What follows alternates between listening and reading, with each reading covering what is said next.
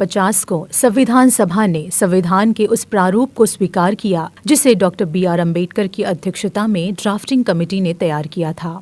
इसी रूप में संविधान 26 जनवरी 1950 को लागू हुआ और भारत एक गणराज्य बना। इसी की याद में 26 नवंबर के दिन को संविधान दिवस मनाने का चलन 2015 को शुरू किया गया।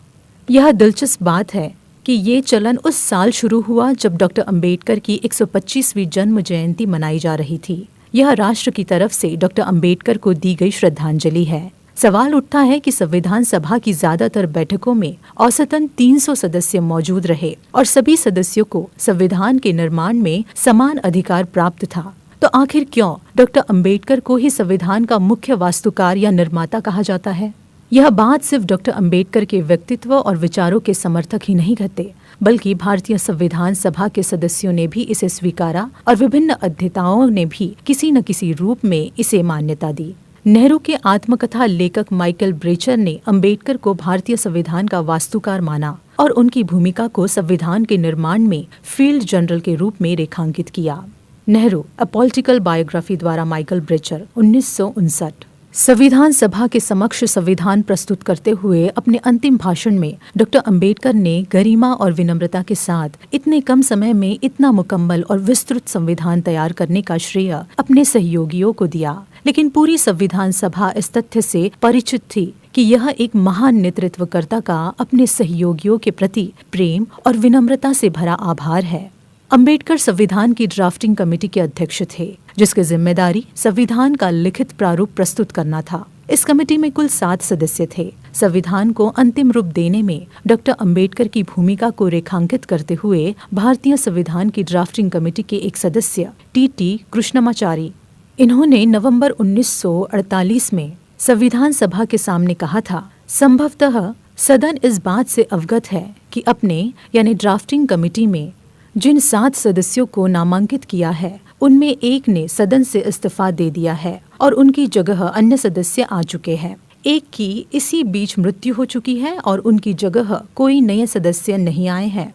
एक सदस्य अमेरिका में थे और उनका स्थान भरा नहीं गया। एक अन्य व्यक्ति सरकारी मामलों में उलझे हुए थे और वह अपनी जिम्मेदारी का निर्वाह नहीं कर रहे थे। 1-2 व्यक्ति दिल्ली से बहुत दूर थे और संभवतः स्वास्थ्य की वजह से कमेटी की कार्यवाहियों में हिस्सा नहीं ले पाए। सो कुल मिलाकर यही हुआ कि इस संविधान को लिखने का भार डॉक्टर अम्बेडकर के ऊपर ही आ पड़ा है। मुझे इस बात पर कोई संदेह नहीं है कि हम सबको उनका आभारी होना चाहिए कि उन्होंने इस जिम्मेदारी को इतने सराहनीय ढंग से अंजाम दिया है। संविधान सभा बहस खंड 7 पृष्ठ 231 से। संविधान सभा में अम्बेडकर की भूमिका कम करके आंकने वाले अरुण शौरी जैसे लोगों का जवाब देते हुए अम्बेडकर के गंभीर अध्येता क्रिस्तोफ जाफरलो लिखते हैं कि हमें ड्राफ्टिंग कमेटी की भूमिका का भी एक बार फिर आकलन करना चाहिए। यह कमेटी सिर्फ संविधान के प्रारंभिक पाठों को लिखने के लिए जिम्मेदार नहीं थी, बल्कि उसको यह जिम्मा सौंपा गया था कि वह विभिन्न समितियों द्वारा भेजे गए अनुच्छेदों के आधार पर संविधान का लिखित पाठ तैयार करे, जिसे बाद में संविधान सभा के सामने पेश किया जाए। सभा के समक्ष कई मसविदे पढ़े गए और हर बार ड्राफ्टिंग कमेटी के सदस्यों ने चर्चा का संचालन और नेतृत्व किया था। अधिकांश बार यह जिम्मेदारी अम्बेडकर ने ही निभाई थी। क्रिस्तोफ जाफरलो, भीमराव अम्बेडकर, एक जीवनी 130।